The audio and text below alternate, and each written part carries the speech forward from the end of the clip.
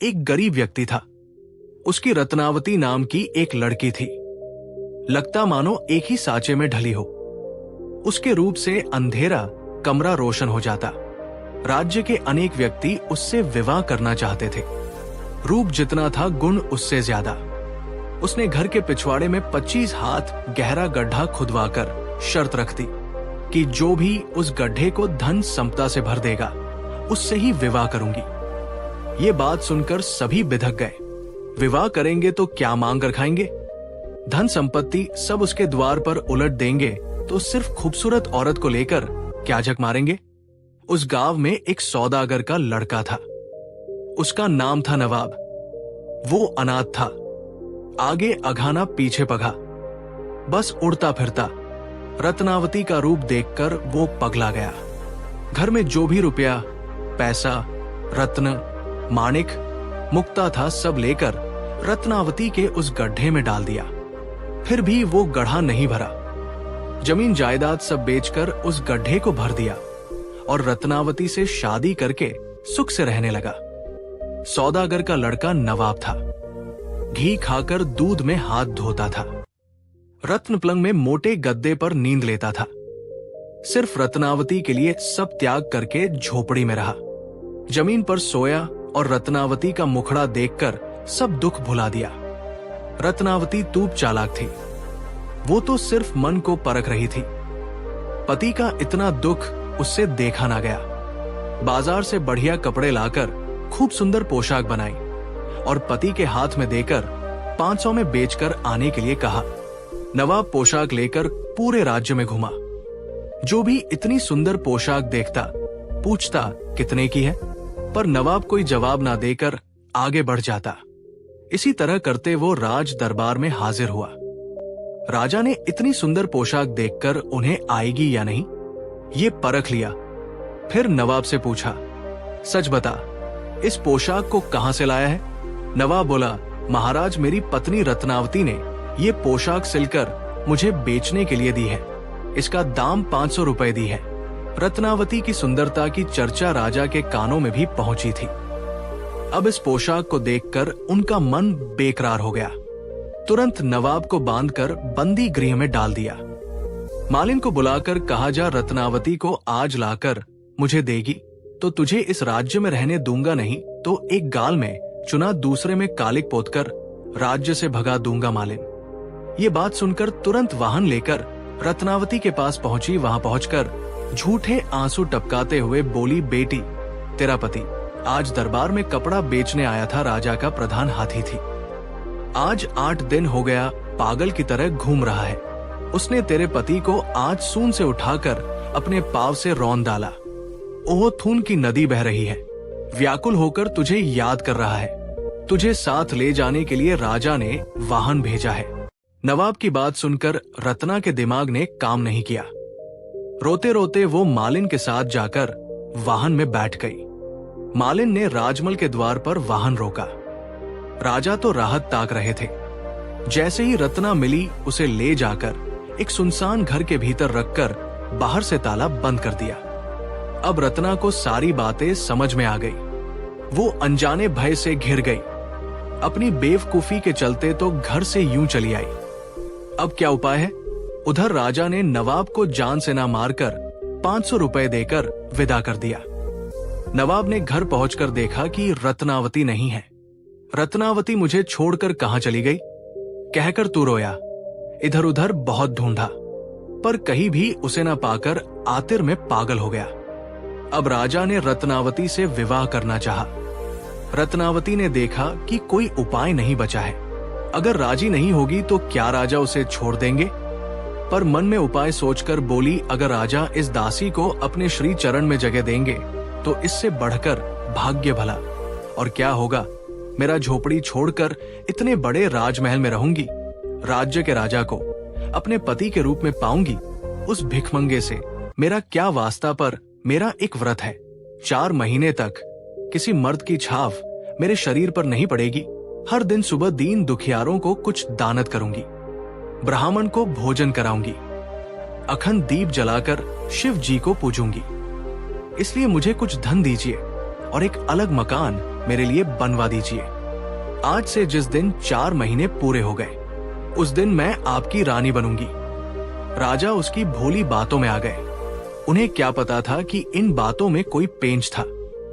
गांव के मुहाने पर एक महल बनवा दिया। दासी, नौकरानी, धन रत्न सब रखवा दिए। रत्नावती वही रहने लगी। पहरेदार लगवा दिए। उधर रत्नावती रास्ता ढूंढने लगी। एक दासी को अपनी तरफ करके उसके हाथ नवाब को नबर भिजवाई कि कल आधी रात को तुम आना। दोनों राज्य छोड़कर चले जाएंगे।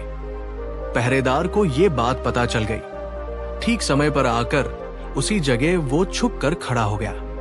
2 घोड़े तैयार खड़े थे। एक पर रत्नावती चढ़ी और नवाब को दूसरे पर बैठने का इशारा करके उसने घोड़े की लगाम को ढीला छोड़ दिया।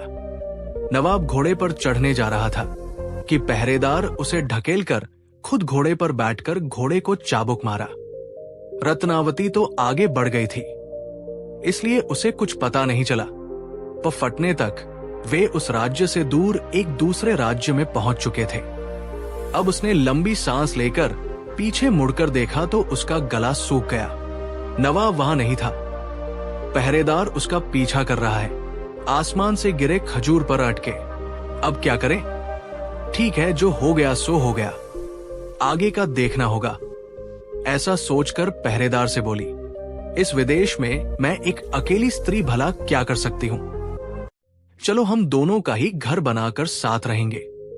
इसी तरह बातें करते दोनों आगे बढ़ते रहे। सुनसान मैदान था, कहीं कोई घर नजर नहीं आ रहा था। रत्नावती बोली, भूख प्यास से मेरा बुरा हाल है। गावा घर का कोई नामो निशान नजर नहीं आ रहा है। तुम इस ऊंचे पेड़ पर चढ़कर देखो, शायद कोई गांव दिख जाए।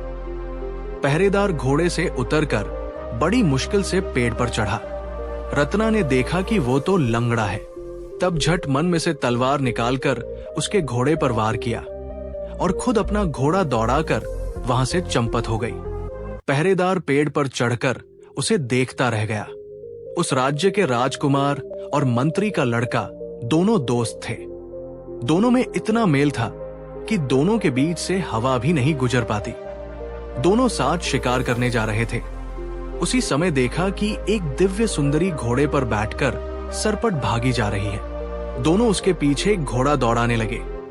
मंत्री का लड़का आगे बढ़कर रास्ता रोककर खड़ा हो गया। उसके रूप को देखकर दोनों विभोर राजकुमार बोला, मित्र, ये युवती सिर्फ मेरे लिए है। मंत्री का लड़का बोला, कैसे? मैंने उसे पहले पकड़ा है, इसलिए ये मेरी है। तब दोनों में लड़ाई होने लगी। दोनों का झगड़ा देखकर रत्नावती बोली, सुनो, मैं जम्मू देश की राजकन्या हूं। मेरे लायक कोई वर न मिलने के कारण अपना मनपसंद वर खुद ढूंढने निकली हूं।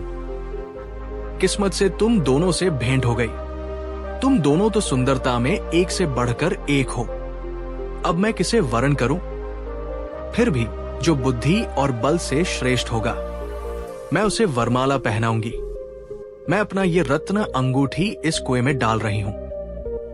जो उसे पहले लाकर मुझे देगा, मैं उससे शादी करूंगी। इतना कहकर उसने अंगूठी निकालकर कुएं में डाल दी। राजकुमार और मंत्री का बेटा दोनों अपनी पगड़ी पोशाक निकालकर कुएं में कूद गए। उधर चालाक रत्ना ने क्या किया कि दोनों के घोड़ों का कत्ल कर दिया। मंत्री के लड़के की पोशाक में आग लगा दी और राजकुमार की पोशाक खुद पहनकर अपने घोड़े पर चढ़कर वहां से उड़नछू हो गई। मंत्री का लड़का और राजकुमार भीगे बदन ऊपर आए तो देखा रत्ना नहीं है, पोशाक नहीं है। दोनों घोड़े मरे पड़े हैं। शर्म से दोनों एक दूसरे से नजरें नहीं मिला सके। सिर झुकाकर चुपचाप रहे। चलते चलते रत्ना एक अन्य राज्य में पहुंची। भूख से उसका पेट जल रहा था। प्यास से गला सूखने लगा था। गांव के मुहाने पर स्थित कुएं से पानी पीकर एक बरगद के पेड़ के नीचे घोड़े को बांधकर खुद बैठकर सुस्ताने लगी। मन ही मन बैठकर सोचने लगी। बुद्धि के जोर से जाने कितनी आपदाओं से बच गई। अब ईश्वर जाने किस्मत में और क्या लिखा है। रत्नावती जिस राज्य में पहुंची थी, वहां के राजा की मौत हो चुकी थी।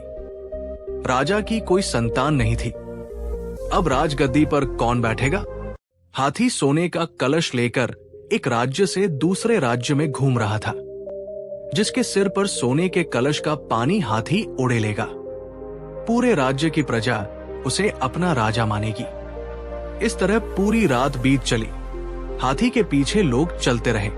उसी समय हाथी ने जाकर रत्नावती के सिर पर कलश का पानी उड़ेल दिया। लोग जय जयकार करते हुए रत्नावती को राजा बनाकर राजमहल ले गए। अंदर की बात किसी को पता नहीं थी। रत्नावती राजा बनकर प्रजा को पाल रही थी। उधर जिस राजा ने रत्नावती का अपहरण करवाया था, वो उसे याद करते करते पागल समान हो गया। प्रजा ने उस राजा को हटाकर नया राजा चुन लिया। राजगद्दी छीन जाने के बाद वो राजा रत्नावती को ढूंढने निकला। उधर नवाब रत्ना को ना पाकर ढूंढता फिर रहा था। दोनों अब साथ मिलकर रत्ना को ढूंढने निकले। रास्ते में चलते चलते उनकी लंगड़े से भेंट हो गई। उससे सारा हाल सुना। लंगड़ा बोला, भाई मुझे भी साथ ले चलो, मैं भी तुम लोगों के साथ मिलकर उसे ढूंढूंगा। इस तरह तीनों ने कुछ दूर चलने के बाद राजकुमार और मंत्री के लड़के को देखा। दोनों पागलों की तरह रत्ना को ढूंढ रहे हैं। इन तीनों से सारी बातें सुनने के बाद वे बोले, चलो हम दोनों भी साथ चलेंगे। इसी तरह पांचों साथ मिलकर आगे बढ़ने लगे। चलते चलते जिस राज्य में रत्नावती राजा बनकर शासन कर रही थी, उस राज्य में पहुंचे। रत्ना ने संतरी लगा रखा था और आदेश दिया था कि जहां से भी कोई विदेशी आए उसे पकड़कर राजमहल ले आना। संतरी इन पांचों को पकड़कर ले आया। रत्ना ने आड़ में रहकर उन पांचों को पहचाना। अपनी एक मूर्ति बनाकर महल के द्वार पर रखवाई थी रत्ना ने। संतरी को कहकर उन सबको उसी मूर्ति के पास भेज दिया। उधर खुद होशियारी से उन सब की बात सुनने लगी कि कौन क्या कह रहा है। वो पांचों एक दूसरे का चेहरा देखने लगे। ये मूर्ति यहां कैसे आई? संतरी से पूछा तो उसने कहा, ये हमारे नए राजा की मूर्ति है। उसकी बात सुनकर सब जान गए थे कि रत्ना यहां राज कर रही है। राजा बोले, तू इतनी चालाक निकली, पहरेदारों की आंख में धूल झोंक कर तू भाग गई। तेरे कारण से मेरा मान महल सब गया। आखिर में अपना राज्य छोड़कर मैं तुझे ढूंढ रहा हूं और तू यहां राजा बनकर मौज कर रही है। तुझे अभी सामने पाता तो टुकड़ों में काटकर तेरे तून से माथे पर टीका लगाता, तब जाकर मेरे मन को ठंडक मिलती। लंगड़ा बोला, मुझे पेड़ पर चढ़ाकर तू भाग गई। तुझे सामने पाता तो एक लात में तेरी खोपड़ी उड़ा देता। राजकुमार और मंत्री का लड़का बोले, दोनों मित्रों के बीच झगड़ा लगाकर हमें अपने जाल में फंसाकर तू भाग गई। घोड़ा नहीं, पोशाक नहीं, किस मुंह से हम राज्य वापस लौटते? राजा का लड़का मंत्री का लड़का होकर भी योगी की तरह मारे मारे फिर रहे हैं। सामने जो पाते तो तुझे भी वैसे ही नंगा करके नाक, कान काटकर एक गाल में चूचुना, दूसरे में कालिक पोतकर राज्य भर में घुमाते। नवाब की आंख से बस आंसू बहने लगा।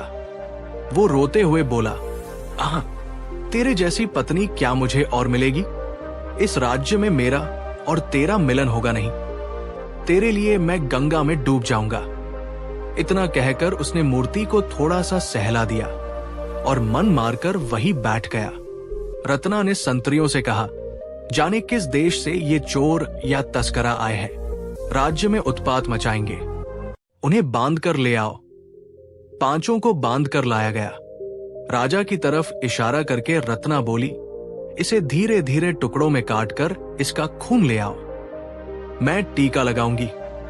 लंगड़े को दिखाकर बोली, इसका सिर मेरे सामने ही लात मारकर भूता बना।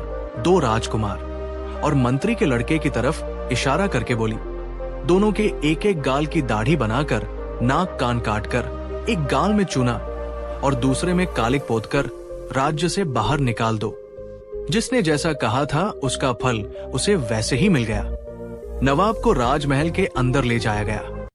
सुगंधित तेल लगाकर उसे नहलाया गया, पीतांबरी पहनाया गया और चंदन फूल से उसे सजाकर तैयार कराया गया। फिर राजमहल के इष्ट देवी के मंदिर में उसे ले जाया गया। वहां जाकर देवी को प्रणाम क्या करता। सिर से पैर तक वो कांप उठा। अब उसका समय पूरा हुआ, उसे यही बलि दे दी जाएगी। मौत के समय लोग देवी देवता को याद करते हैं, पर नवाब बस रत्ना का नाम जपने लगा। तेरा चेहरा मैं देख नहीं पाया, मुझे क्यों छोड़कर चली गई? उसी समय रत्ना आकर उसके पैरों पर गिर गई। दिव्य वेशभूषा में थी रत्ना। सोना, चांदी, हीरा, नीलम जैसे 8 रत्नों के अलंकार से उसका तन झिलमिला रहा था। नवाब को आगोश में लेकर बोली, ओह मेरे लिए जाने कितने दुख तुमने सहे। इतना कहकर अपने सिर से मुकुट निकालकर पति के सिर पर पहना दिया। उस दिन से नवाब उस देश का राजा होकर प्रजा को पालने लगा। दोनों सुख से राज करने लगे।